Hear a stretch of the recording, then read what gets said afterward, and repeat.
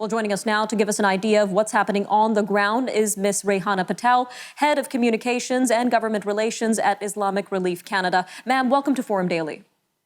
Thank you for having me today. Now, many of our viewers have seen the crowds and heartbreaking scenes outside the Kabul airport. Can you give us a glimpse of the situation on the ground in Afghanistan?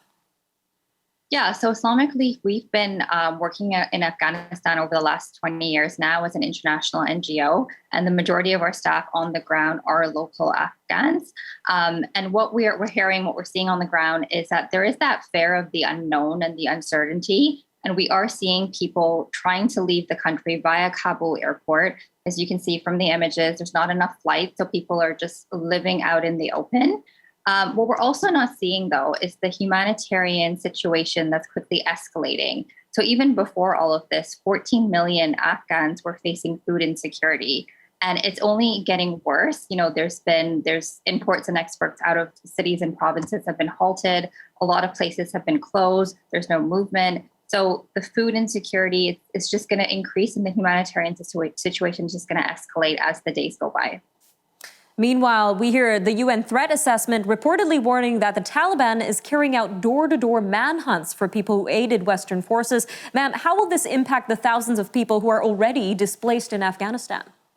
So there's a lot of information that's coming out of Afghanistan. I can't confirm if that UN threat assessment is true or not. I can't say that at this point. But what I can say, though, is that the amount of people that are fleeing, that have come to Kabul to try to get out of the country, it's not enough for people. There's not enough planes to go out. And so what we're seeing is a lot of people are just living out in the open. They're unable to go back because technically they've used a lot of their savings, they've used a lot of their money, and they're kind of living in places where there's no water, electricity, shelter. Some are staying with family and friends, but some aren't. And a lot of those open spaces are women and girls, and they're very, very vulnerable at this point. It's not a safe HQ. And until they can either get out or go back to their homes, they're going to be stranded there. And considering women and girls, there are calls from women's rights activists who are concerned about the safety and freedoms of women under the Taliban rule. So can we get into how the Taliban have treated women in particular in the past? And should we expect anything different now that they're promising to have more freedoms for women moving forward? Yeah, so we have seen in the last few days or so that the Taliban, that under their leadership, they're promising to respect women's rights and honor them through the limits of Islam. What that looks like, we don't know yet. I suspect there may be differing opinions within the Taliban about women. But what I can say is that as a Muslim woman, denying an education to girls and women, violence against women and girls is completely unacceptable in Islam. And I just want your viewers to know that. And I hope that the Taliban will respect the women's rights within Islam. All right, ma'am, just about a minute and a half left here, but let's get into Islamic Relief Canada in particular. What kind of services does your organization provide in Afghanistan, considering that it's been helping in the country for over 20 years now? Yeah, so we've been there for quite a long time. And over the years, we've done a number of projects around water, shelter, healthcare, food insecurity, and poverty. We've also done some programs on drug rehab.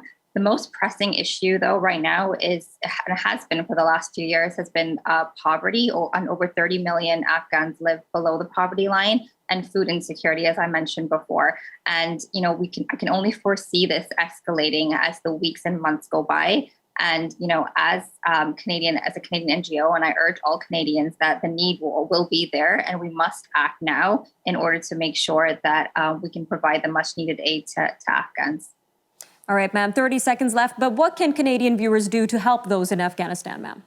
So there are a lot of Canadian NGOs and a lot of Canadian organizations on the ground in Afghanistan. And, if Canadians want to help, I would urge people to contact those organizations, see what they're doing, see ways you can get involved and ultimately donate and also see what you can do here. The Canadian government says that they're going to be bringing in over 20,000 Afghan refugees. So if there may be ways to get involved in the resettlement programs as well. All right, Ms. Patel, thank you again for joining us today.